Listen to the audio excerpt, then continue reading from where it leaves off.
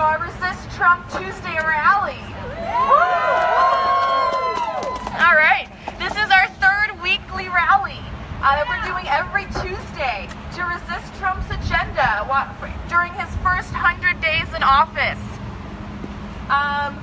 Thanks for coming out despite the snowy weather. My name is Iga Kozlowska. I'm with Seattle Indivisible, and I'm just curious if there's other Indivisible groups in the crowd. Yeah. Oh, okay. East side. Okay. Any other congressional districts? 7th, 9th, 8th.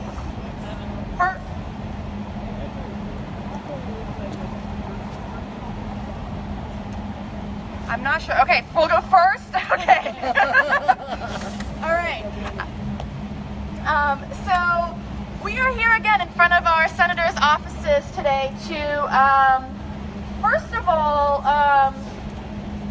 thank them for the hard work they're doing in D.C. right now, especially last night with the Democratic Speak-a-thon. Let's give them a round of applause.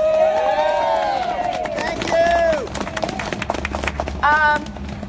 Unfortunately, that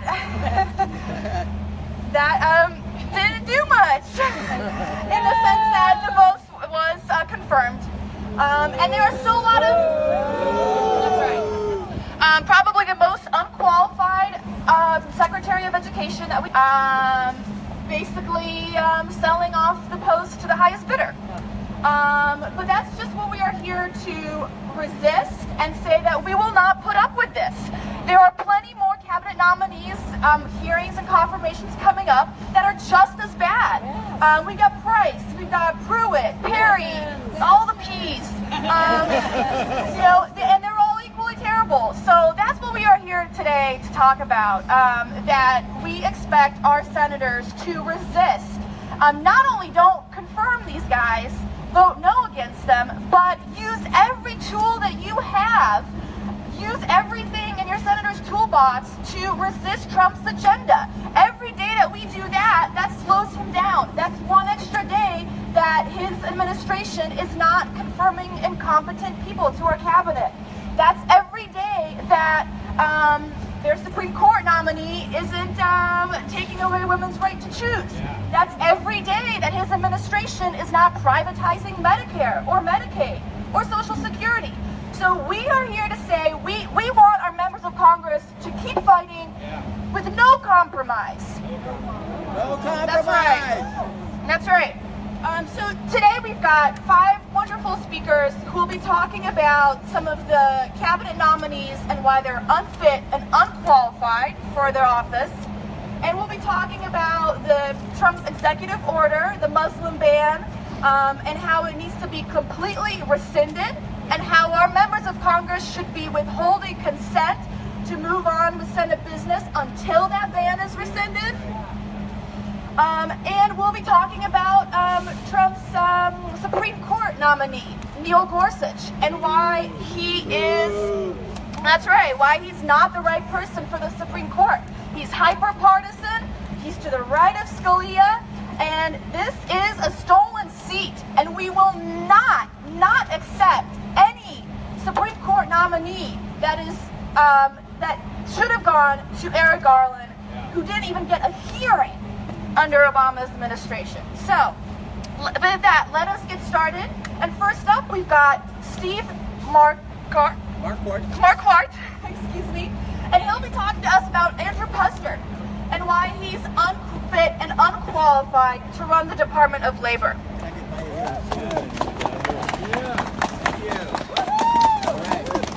Speak right into there. I'm familiar with these devices. Hi, my name's Steve Marquardt. As Iga said, I'm here to talk about Andy Pustard. He's one of the slimiest creatures in Trump's swamp. I've been a union organizer and researcher for 15 years, so I'm pretty well aware of the importance of the Department of Labor and what it does. It enforces labor law, it keeps a level playing field for workers, and allows workers to be treated with a minimum of fairness. That's right. Husder is not a worker. He's a multimillionaire who owns CKE restaurants, the Hardee's and Carl's Jr. fast food chain. The DOL enforces federal wage and hour and safety regulations, but Husder chains are major and consistent violators of these regulations. 60% of the Department of Labor's inspections of CKE restaurants found wage theft, forcing workers to work off the clock, paying sub-minimum wages, and denial of mandated breaks. Is that who we want to enforce our labor laws? No! Hardee's and Carl's Jr. locations have racked up at least almost 100 safety violations. 36 of them serious, including a number of cases in which workers have been hospitalized for preventable and severe burns. Is that who we want enforcing workplace safety? No! He's been fighting workplace regulation since he got his start in the 1980s, working at a law firm owned by a famous mob lawyer and casino owner who cheated his own employees' pension fund. Does that sound like the kind of guy we want running the Department of Labor? No! Husder, as an individual and as a board member of the International Franchise Association, who, by the way, is the organization that tried to sue to stop Seattle's $15 an hour minimum wage, has lobbied against both state and federal minimum wage regulations and sick leave laws. Is that who we want making labor policy? No! He takes home $4.5 million a year, 294 times what his workers make at minimum wage. His restaurants earned a taxpayer-funded subsidy of about $247 million a year in food stamps, Medicaid, and other federal support for low-wage workers. Does that sound right? No! Okay, for some reason he's having a little bit of a hard time clearing his conflict of interest.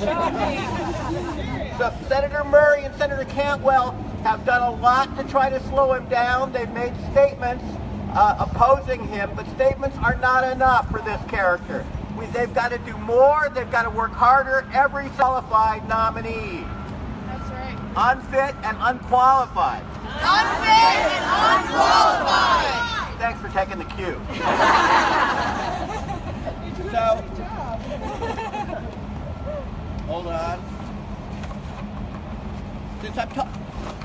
Since I'm talking about workers, let me just add here that just a side note about the Supreme Court.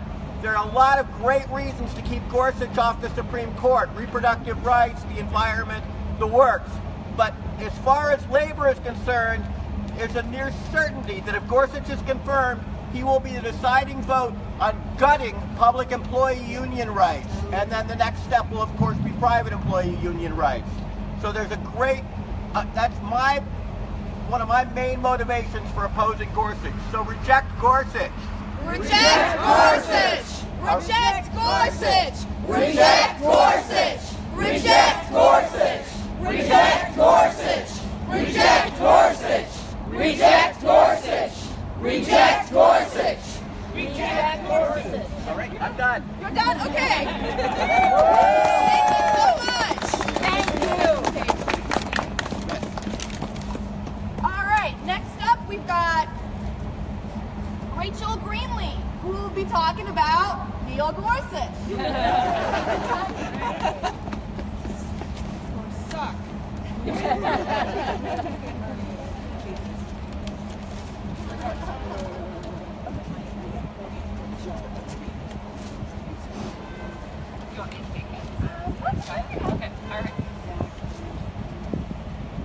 All right, so I think I already have an idea of how you feel about Neil Gorsuch, Trump's nominee for the Supreme Court. Reject Gorsuch. Reject Gorsuch.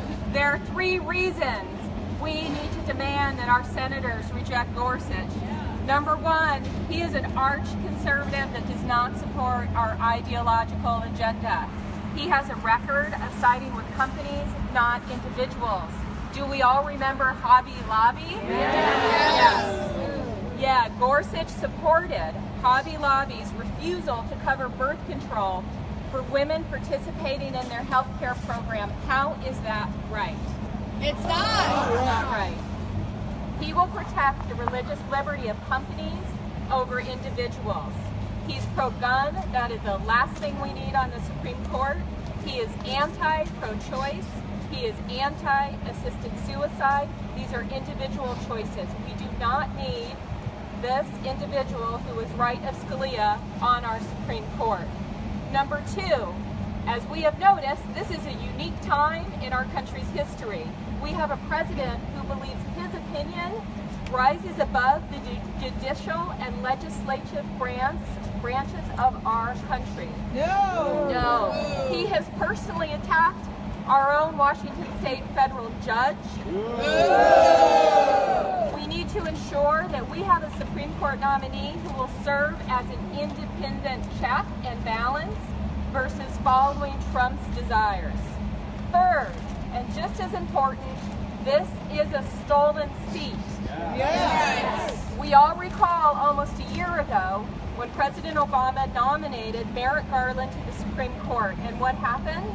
McConnell and the Republicans refused to consider him or anyone else. They simply, on the basis that it was Obama's pick, would not consider him. It needs to be emphasized that this outright refusal was unprecedented. It is one thing to bring a nominee to be opposed during the hearings and be questioned during the hearings, but the Republicans refused to even have hearings. Is this a stolen seat? Yes! So this nomination, it can't be treated like any other because a nomination for a stolen seat is illegitimate. McConnell lost his right to traditional Senate customs when he refused to entertain Garland. Now, Senate rules, as we know, permit any member of the minority party to wage a filibuster that only a 60-vote supermajority can quell. And Senator Murray's and Cantwell, we know you are tired today. We appreciate you, but you need to continue to be bold. You must filibuster to insist on the 60-vote supermajority. Yes. Filibuster. We also demand that you and your peers, this is critically important right now, come up with a longer-term strategy for the court because we need to be prepared for the future. We have rights that cannot be rolled back by the conservatives. Do we want to see our reproductive rights rolled back? No! Do we want to see LGBTQ rights rolled back? No! Voting rights? No! Equal pay? No! Immigrant rights? No! So, senators, we expect you to go down fighting for us. This nominee is unqualified, not fit to be SCOTUS. Thank you.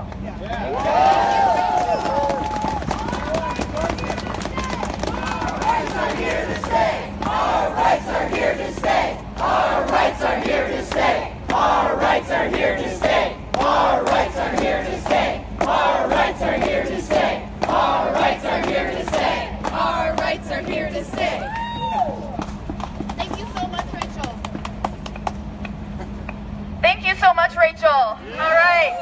I just wanted to follow up with one point before we get to the next speaker on Gorsuch, because we've heard from our senators regarding this nominee, and we have a good sense that Senator Murray is going to oppose Gorsuch, but we got a public statement from Senator Cantwell saying she has, quote, concerns about Judge Gorsuch's record.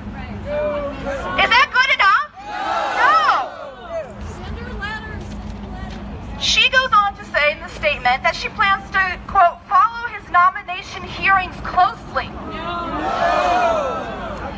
And I plan to meet with him to ask my own questions. No!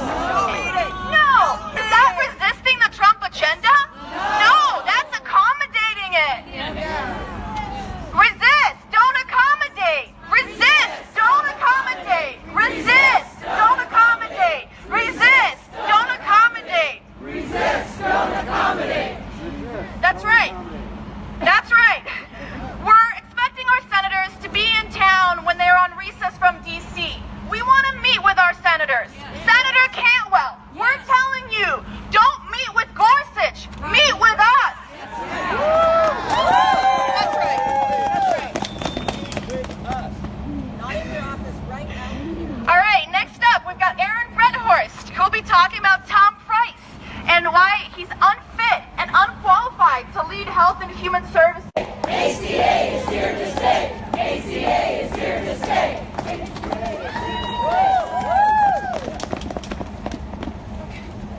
Sorry, there's like 10 million things. Okay. You need a hand. I need like 2. Next up, do we have Luna? Luna, who will be speaking about Steve Bannon and how he should not be sitting on the National Security Council.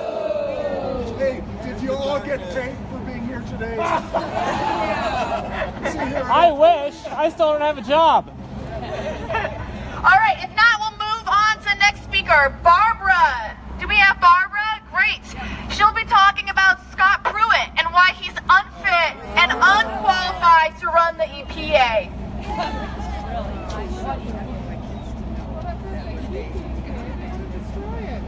That's right. It's an agency he sued like 1 million times, and now he's put in place to running it. That makes no sense. House already submitted a bill to eliminate EPA. That's right. We want the EPA. We want an agency that regulates our right to clean water and clean air. This is unacceptable. Okay, can you guys hear me? No. No. All right. How's it now? All right. So Scott Pruitt doesn't know the meaning of conservation. To him, our natural heritage is a resource, a resource from which to profit financially. You know, in thinking about coming up and speaking today, I decided to first take a look online at what his supporters are saying about him. And I came across a similar effort done by the Natural Resources Defense Fund Council, And here's what they found. Nowhere has his proponents, and I mean nowhere, have they espoused the values or the experiences or accomplishments that would qualify him for the responsibility of carrying out the Environmental Protection Agency. And so what were his supporters espousing? The lawsuits he has undertaken along with a number of big business polluters to prevent the EPA from carrying out its duties as defined under the Clean Air Act, the Clean Water Act, sorry about that, and the other laws under its charge.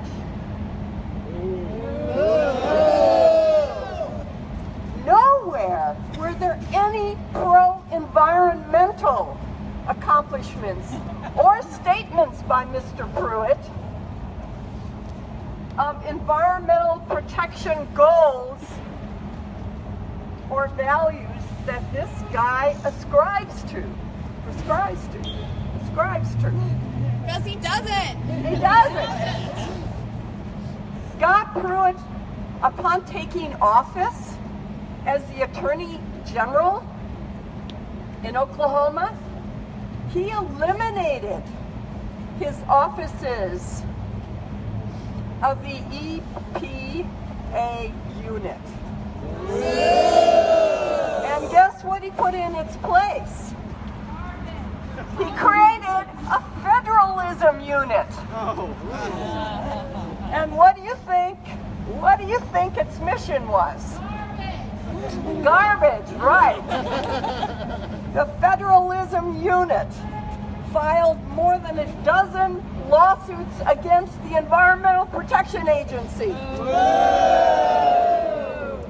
Many to overturn national safeguards, reducing dangerous pollutants, both for air and water pollution. In fact, not once has he pressed for the EPA for more action to curb pollution. Not once. This guy has devoted his career to fighting the EPA's mission to protect human health and our environment. The arguments out there in favor of this guy show that Scott Pruitt should not head up the agency charged with protecting the land we walk on. Scott Pruitt has described himself, this is a quote, as a leading advocate against the EPA's activist agenda. But thanks to Senate Democrats at Pruitt's confirmation hearing last month, they managed to stall a vote on Pruitt's confirmation, demanding that he answer the questions relating to his fitness to assume this important role. Yes. And here is Ranking Senator Tom Carper from Delaware on the committee, who said, "It is unclear whether Mr. Pruitt supports any clean air or clean water federal regulations, or if he understands the science that is underpinning the agency's actions to protect public health."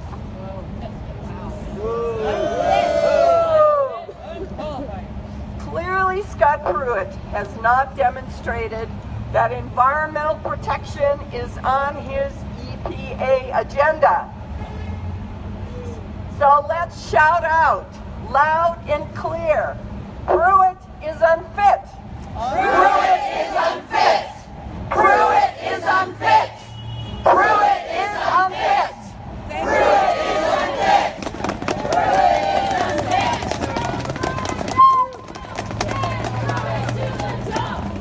Pruitt to the dump! Send Pruitt to the dump! Send Pruitt to the dump! Send Pruitt to the dump! Send Pruitt to the dump! Send Pruitt to the dump. With the rest of the cabinet nominees. That would save us a lot of work here. Next up, do we have Shoshana in the crowd? Yes, our wife. She'll be talking about Rick Perry and how he's unfit and unqualified to run the Department of Energy. And then some. He couldn't even remember that he wanted to. Well, the interesting thing about Rick Perry is that he wants to run the Department of Energy after, he wants to run the Department of Energy after declaring publicly during a national televised debate in 2011 that he wanted to get rid of the Department of Energy. How can somebody run a department that he wants to get rid of? He can't, and he shouldn't. Boo! He knows nothing about it. Okay, so let's talk about energy. So the one thing we know about energy is that it's time that we support clean. Yes! How many of you know what it's like to live in an environment where coal gets burned on a continuous basis? You know, I come here to Seattle and I can breathe the air, but I live in China actually, and I'm on the way back there, okay?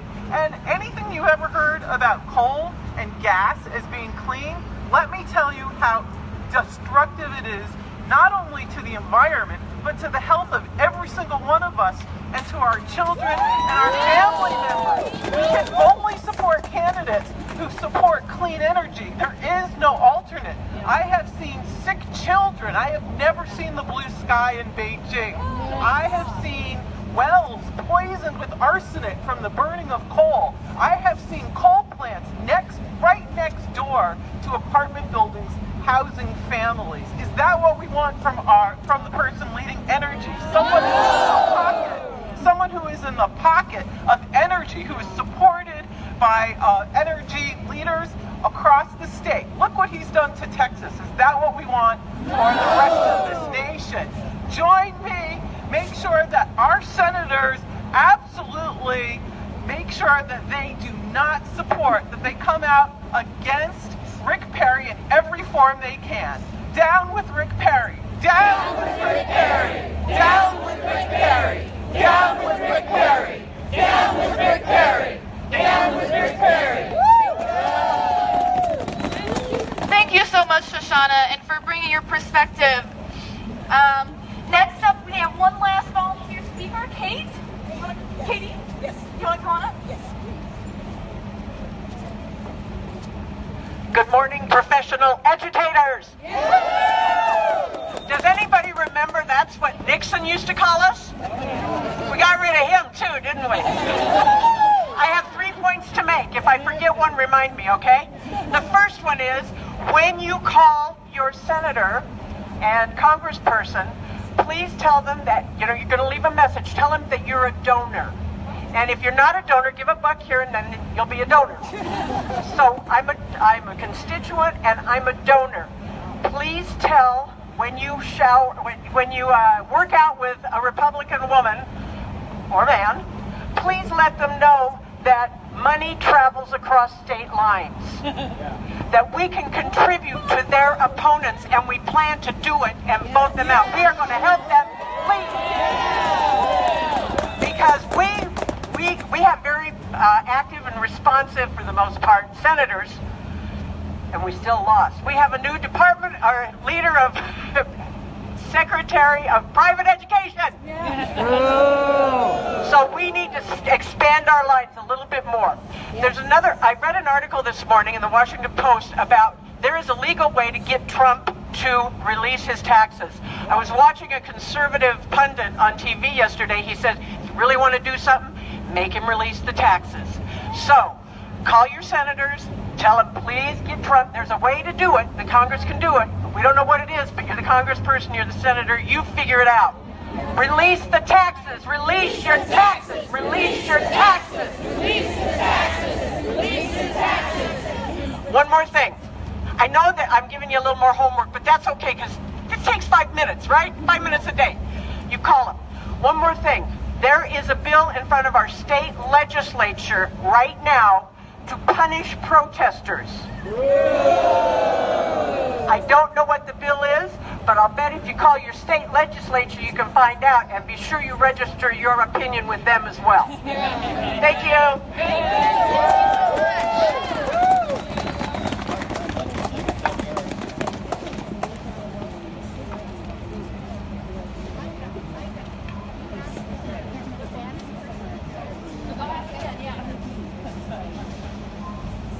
Do we have Luna here with us? Is Luna here? No, okay. Well, she was going to speak about banning Bannon. And I feel like any one of us here could do that. Ban Bannon! Ban Bannon! Ban Bannon! Ban Bannon! Ban Bannon! Ban Bannon! Ban Bannon! Ban Bannon! No Nazis in the White House. That's right. Let's give our speakers a huge round of applause. Thank you so much. Our message to our senators here every Tuesday is really simple. We're saying two things. We will support you. We will applaud you when you represent our values in D.C. Yes.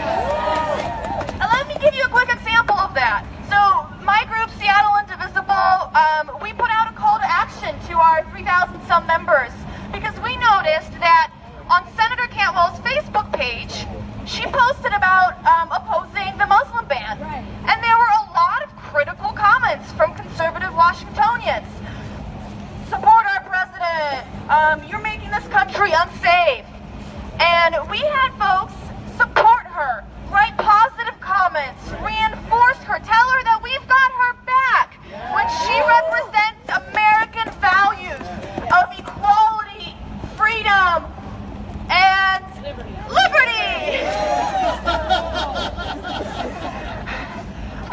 So we're here to do that for them, but we're also here to say you've got to do more. These are not normal times. This is not a normal presidency, and we're not dealing with a normal